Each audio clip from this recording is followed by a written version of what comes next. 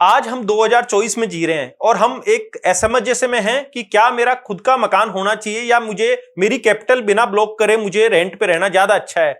क्योंकि लगातार निरंतर प्रॉपर्टी की रेटें इंक्रीज कर रही हैं, ब्याज की दरों में लगातार बदलाव हो रहा है। तो अगर आप भी हैं कंफ्यूजन में तो आज इस वीडियो में हम आपको बताएंगे कि आपका खुद का घर ज्यादा प्रॉफिटेबल बनेगा या आप किराए पे रह रहे हैं तो ज्यादा अच्छा रहेगा। तो चलिए वीडियो की शुरुआत करते हैं। मैं विक्रम खेदड़ और आज हम बात करेंगे पहला पॉइंट जो है 2024 में रियल एस्टेट का बाजार, प्रॉपर्टी की बढ़ती कीमतें। प्रॉपर्टी के अंदर जब हमारा भारत देश आजाद हुआ था उससे पहले से भी यदि हम बात करें या बाद में भी बात करें तो लगातार प्रॉपर्टी की रेटें धीरे धीरे इंक्रीज हुई हैं। हमें डाउन देखने को बहुत कम मिला है और यहां तक कि आपने जब एक कोरोना काल का जो समय आया था उस समय में भी प्रॉपर्टी की रेट डाउन नहीं आई।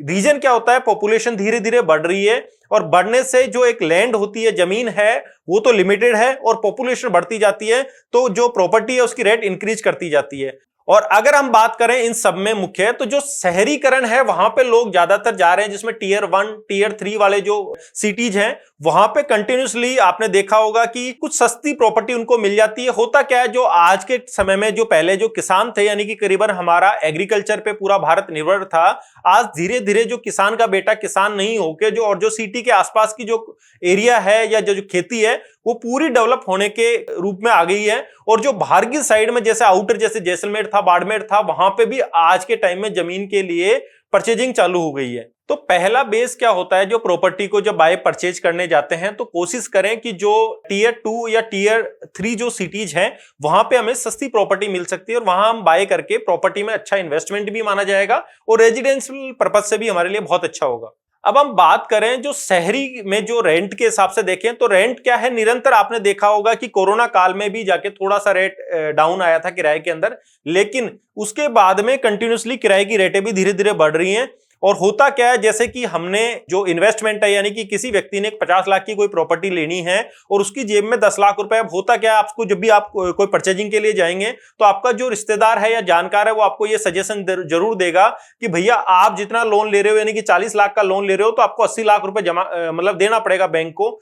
लेकिन आपको ये समझना होगा कि ये पैसा आपको 20 साल में देना है। आप आज ही आप 50 लाख का इन्वेस्टमेंट कर रहे हो यानी कि 10 लाख रुपए से 40 लाख रुपए का लोन लेके, यानी कि आपको 46 लाख रुपए तो वो और प्लस 10 लाख रुपए ये, यानी कि आपका इन्वेस्टमेंट 20 साल के लिए 96 लाख रुपीज का हुआ है। लेकिन इसके अगेंस्ट आप ये भी सोचें कि आज आपकी जो प्रॉपर्टी आपने 50 लाख की ली है, आने वाले 20 साल में तकरीबन वो प्रॉपर्टी आपसे 5 टाइम या 7 टाइम आपसे मल्टीप्लाई मिनिमम हो जाती है, जो आपने पिछले वर्षों में आपने जैसा देखा है। अब बात करते हैं पॉइंट नंबर 2, घर खरीदने के फायदे और नुकसान, ओनरशिप ऑफ प्रॉपर्टी। इसमें होता क्या है, जब हमारा स्वामित्व हमारी प्रॉपर्टी पे हो जाता है, हमें लगता है कि हमें आगे गार्डन रखना है, एक पार्किंग रखनी है, हॉल बड़ा रखना है, कमरा छोटा करना है, हम हमारे अकॉर्डिंग उसको डेवलप कर सकते हैं। हमें 2 मंजिल रखना है, 3 मंजिल रखना है, साथ में हमारे को एक समाज में वैल्यू भी मिलती है। जिस तरीके के माहौल में हम इंडिया कल्चर में रहते हैं तो हमने देखा है कि उससे हमारे को एक फायदा जो मिलता है वो रेपुटेशन का भी मिलता है। इसके अलावा हम यदि मोटी मोटी बात करें, जो मेरा एक प्रैक्टिकल अनुभव रहा है, यानी कि लोगों की जो शादियां हैं वो भी इस चक्कर में जल्दी हो जाती हैं कि उनको एक रेजिडेंशियल प्रॉपर्टी यानी कि उसका आवास यदि है लड़के का तो लड़की वाले को लड़की देने में भी तकलीफ नहीं होती। अब हम बात करते हैं बिल्डिंग इक्विटी की। इसमें होता क्या है, जब हम प्रॉपर्टी को, जब हमारे पास में 10 लाख रुपए थे, हम प्रॉपर्टी को जब परचेज कर रहे थे तो हमारा इक्विटी के टाइम में धीरे धीरे इंक्रीज होता है, यानी कि हम उस प्रॉपर्टी पे हमारा स्वामित्व हमारा स्थापित होने लग जाता है। और प्रॉपर्टी का सबसे हम किसी और कंपेयर करें इन्वेस्टमेंट से तो ज्यादा बेहतर है कि वो इन्वेस्टमेंट हमारे लिए रेगुलर यूजेज में भी है, यानी मूलभूत आवश्यकताओं के लिए भी अच्छा है और दूसरा एक इन्वेस्टमेंट भी हो गया। तो रियल एस्टेट में हम प्रॉपर्टी जब परचेज करते हैं तो एक बहुत अच्छा निवेश साबित होता है। अब बात करते हैं फ्यूचर सिक्योरिटी की। फ्यूचर सिक्योरिटी में हम बात करते हैं, जैसे आज हम लोग धीरे धीरे हमारा स्वामित्व उस पर स्थापित कर रहे हैं, कल को हमें लगता है कि इस प्रॉपर्टी को मैं रेंट पे दे देता हूं, उससे भी आप एक रेवेन्यू जनरेट कर सकते हैं। कि यानी कि आपने 2 मंजिल अपने मकान को बनाया और तीसरी मंजिल भी बना लिया तो आपको लगता है कि मैं ग्राउंड फ्लोर को रेंट पे दे देता हूं, 2 फ्लोर पे मैं रहता हूं, तो ये भी आपके लिए बहुत अच्छा होता है। साथ में आप इस प्रॉपर्टी को कभी भी आप सेल के लिए जाते हैं तो आपको रेट टूटी हुई नहीं मिलती है, यानी रेट डाउन नहीं मिलती। इसके लिए प्रॉपर्टी का इन्वेस्टमेंट सबसे बेहतर इन्वेस्टमेंट माना जाता है। अब हम बात करते हैं नुकसान की। हाई इनिशियल कॉस्ट, जिसमें होता क्या है, जब हम प्रॉपर्टी को बाय करने जाते हैं तो हमारे अकाउंट में जो धीरे धीरे एक पैसा जमा हुआ था, उस पैसे को हम एक साथ इंस्टेंट अब निकालते हैं। साथ में कुछ हमारा पैसा रजिस्ट्री के अंदर भी मोटा रकम हमारा लग जाता है, और कुछ हमारे अन्य जो खर्चे हो जाते हैं फाइलिंग के या ब्रोकरेज के, जो भी पैसे हमारा खर्च हो जाता है, तो ये भी हमें देखना होता है। और ये खर्चे एक साथ आने से हम पे थोड़ा सा भार पड़ जाता है, तो हमें कुछ समय के लिए उसके लिए तैयार भी रहना चाहिए। अब हम बात करते हैं मेंटेनेंस एंड टैक्स। अब मेंटेनेंस, जब हमारी खुद की प्रॉपर्टी हो जाती है तो उसको मेंटेन करने के लिए भी इन्वेस्टमेंट भी हमारा ही लगेगा।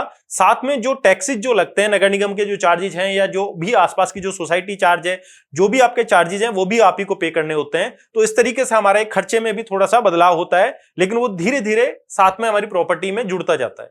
अब हम बात करते हैं ब्याज की दरों में अनिश्चितता, यानी कि लगातार आपने देखा होगा कि हमारी जो रेटें हैं ब्याज की, अभी तो स्तर हैं, लेकिन आपने देखा होगा कि बढ़ जाती हैं, तो हमारे को एकदम से ही हमारी जहां ईएमआई 90,000 थी वहां हमारी 95,000 हो जाती है। ऐसा नहीं होता है, क्योंकि उसमें क्या होता है, आपको थोड़ा सा उसमें बैंक आपको जहां 15 साल का था वहां आपको 16 साल का पीरियड आपका चेंज हो जाता है। कुछ लोन इस तरीके के होते हैं, कुछ लोनों में आपकी ईएमआई सेम टाइम आपकी इंक्रीज कर जाती है, तो यह भी अपने को देखना होता है। अब देखो, हम लोग रेंट पे रहने वाले, यानी कि भारत के अंदर तकरीबन जो ज्यादातर जो लोग आपको देखने को मिलेंगे वो रेंट पे ही मिलेंगे। तो उस पर रेंट पे रहने के कुछ फायदे भी हैं तो कुछ नुकसान भी हैं। अब हम बात करते हैं फायदों की। अब हम बात करते हैं लोअर इनिशियल कॉस्ट, जिसमें होता क्या है कि जब हमारा एक इन्वेस्टमेंट सीधा हमारा 10 लाख रुपए का लग रहा है, उसी के अगेंस्ट हम लोग उस चीज को यदि वैसे सोचें तो कुछ पैसा, यानी कि 10,000 का यदि मैं मल्टीप्लाई करूं, इंटरेस्ट भी जोड़ूं, तो उससे भी कम पैसे में हमें वही प्रॉपर्टी जो आप 50 लाख की खरीदने वाले हो वो उतने रेंट पे आपको मिल जाती है। तो आपका एक इनिशिएट जो आपका पैसा इन्वेस्टमेंट होने वाला था वो आपके पास रह जाता है, जिससे आप अदर कोई बिजनेस या व्यापार आप उसमें इन्वेस्ट कर सकते हैं। अब हम बात करते हैं फ्लेक्सिबिलिटी की। इसमें होता क्या है, हम लोग निरंतर एक किराएदार के रूप में देखते हैं, तो अलग अलग माहौल का, यानी कि जयपुर का नजारा, यदि आप सिटी में रह रहे हैं तो आप कभी झोटवाड़ा में रह रहे हो, कभी मानसरोवर रह रहे हो, कभी अपने अकॉर्डिंग, आपकी जॉब के अकॉर्डिंग आप शिफ्ट होते रहते हैं। एक ये फायदा आपको किराएदार के हिसाब से आपको मिल जाता है। अब हम बात करते हैं मेंटेनेंस फ्री, यानी कि होता क्या है, जैसे मकान मालिक को कुछ लाइबिलिटीज थी कि भैया उसको घर का अपना ध्यान रखना पड़ेगा, उसका रंग रोगन करना पड़ेगा,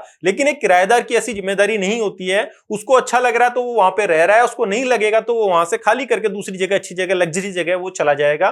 तो सबसे बढ़िया फायदा एक ये भी मिलता है इसमें। अब जब किराएदार के रूप में हमने फायदे देखे हैं तो कुछ ना कुछ नुकसान भी होंगे, और नुकसान के रूप में हम सबसे पहले देखें तो मालिकाना हक ही हमारा उस प्रॉपर्टी पे नहीं रहेगा। तो हमारा जब कोई भी रिश्तेदार आएगा या जानकार आएगा, तो हम भले ही कितने ही पैसे वाले हों, लेकिन हमारा एक जो माइंडसेट जो हमारे कल्चर के अंदर, इंडियन कल्चर में है कि उसके पास पैसा है या नहीं है, या लोन पे है या नहीं है प्रॉपर्टी, वो सेकेंडरी चीज होती है।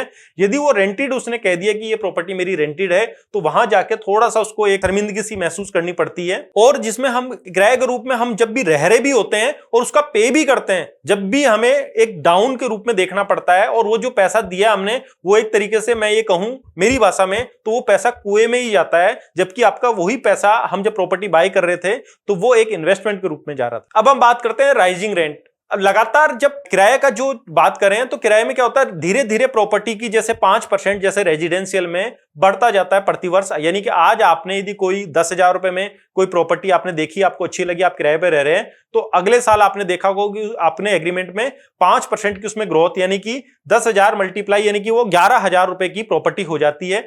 और अगले साल ही वो 11,000 के बाद में 11,000 का 1,100 रुपए और, यानी 12,100 रुपए में आपको प्रॉपर्टी मिलेगी। तो ऐसे करके वो धीरे धीरे इंक्रीज होती जाती है।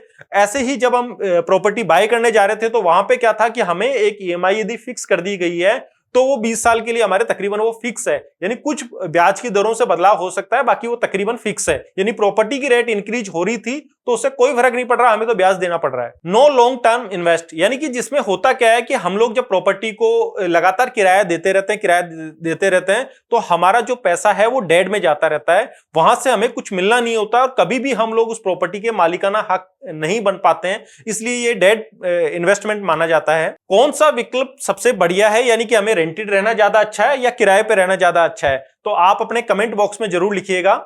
साथ में हम बात करते हैं आपकी वित्तीय, यानी कि योर फाइनेंशियल सिचुएशन। अगर आपकी वित्तीय स्थिति मजबूत है, यानी आप फाइनेंशियल स्ट्रांग हैं, तो बिल्कुल आपको अपनी प्रॉपर्टी, आपको यदि कंटिन्यूसली आपको उसी एरिया में उसी जगह पे रहना है तो आपको बाय करनी चाहिए। और यदि आपको लगता है कि आपके ट्रांसफर कंटिन्यूसली चेंजेस होते रहेंगे तो ये बेहतर विकल्प मैं नहीं मानता कि होगा, क्योंकि रीजन क्या होगा, आप 2-3 लाख रुपए आप उस प्रॉपर्टी को इन्वेस्ट करने के लिए रजिस्ट्री में लगाएंगे और जैसे आप ट्रांसफर करोगे फिर वहां जाके भी आपको रेंट ही पे करना है, फिर दूसरी जो प्रॉपर्टी है, तो इसलिए आपको पहले कहीं ना कहीं एक जगह प्रॉपर्टी में आप इन्वेस्ट करके एक जगह छोड़ दीजिएगा, बाकी जगह आप रेंट पे चलते रहिएगा। तो दोस्तों, आपको इस वीडियो से को समझने को लगा होगा कि या तो हमें किराए पे रहना ज्यादा बेहतर है या खुद का घर रहना ज्यादा बेहतर है। अगर हमारे कंटेंट और हमारे वीडियो और हमारी मेहनत आपको अच्छी लग रही है तो आप वीडियो को लाइक जरूर करें। धन्यवाद।